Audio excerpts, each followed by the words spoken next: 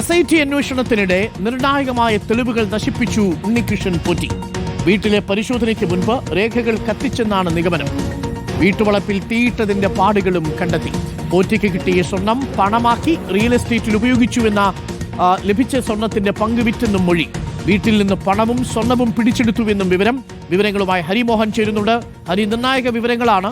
ഈ ഉണ്ണികൃഷ്ണൻ പോറ്റി തെളിവുകൾ നശിപ്പിക്കാനും ശ്രമം നടത്തിയെന്നാണ് മനസ്സിലാക്കുന്നത്.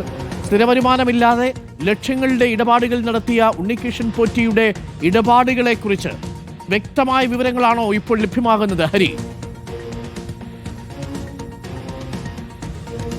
തീർച്ചയായിട്ടും അരുൺ, അതിൽ വ്യക്തമായ വിവരങ്ങൾ തന്നെയാണ് പുറത്തു വരുന്നത്. ഏറ്റവും പ്രധാനപ്പെട്ട പ്രത്യേക അന്വേഷണ സംഘത്തിന്റെ കണ്ടെത്തൽ എന്ന് പറയുന്നത് ഈ റിയൽ എസ്റ്റേറ്റ്, അതായത് കഴിഞ്ഞ 2020 മുതൽ 2025 വരെയുള്ള റിയൽ എസ്റ്റേറ്റ് ഇടപാടുകളാണ് പ്രത്യേക അന്വേഷണ സംഘം പരിശോധിച്ചത്. ഈ ഇടപാടുകൾക്ക് പിന്നിൽ ഈ സ്വർണം മറച്ചു വിറ്റ് കിട്ടിയ ലാഭം കൊണ്ട് ഉണ്ടാക്കിയതാണ്, അല്ലെങ്കിൽ പണം കൊണ്ടുണ്ടാക്കിയതാണ് ഈ റിയൽ എസ്റ്റേറ്റ് കൊണ്ട് ലഭിച്ചിട്ടുള്ള ഭൂമികളൊക്കെ തന്നെ എന്നുള്ള കണ്ടെത്തലാണ് എത്തിയിട്ടുള്ളത്. അതായത് റിയൽ എസ്റ്റേറ്റിന് ഉപയോഗിച്ചത് പൂർണ്ണമായും ഈ സ്വർണ്ണ കവർച്ചയുമായി ബന്ധപ്പെട്ടുള്ള പണമാണ് എന്നുള്ളതാണ് പ്രധാനപ്പെട്ട ഒരു കണ്ടെത്തൽ എന്ന് പറയുന്നത്.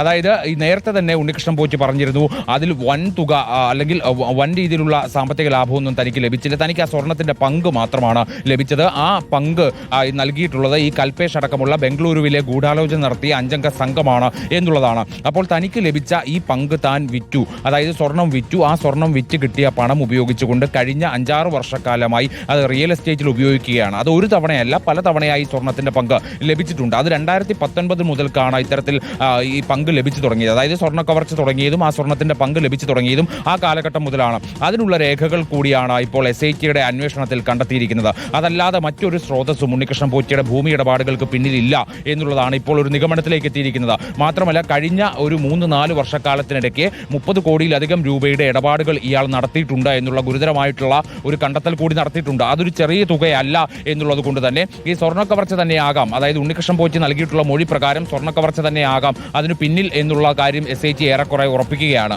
പക്ഷേ ഉണ്ണികൃഷ്ണൻ പോറ്റി പറഞ്ഞതുപോലെ അതിലൊരു ചെറിയ ലാഭം മാത്രമേ തനിക്ക് ലഭിച്ചിട്ടുള്ളൂ എന്നുള്ള മൊഴി പൂർണ്ണമായും വിശ്വാസത്തിൽ എടുത്തിട്ടില്ല.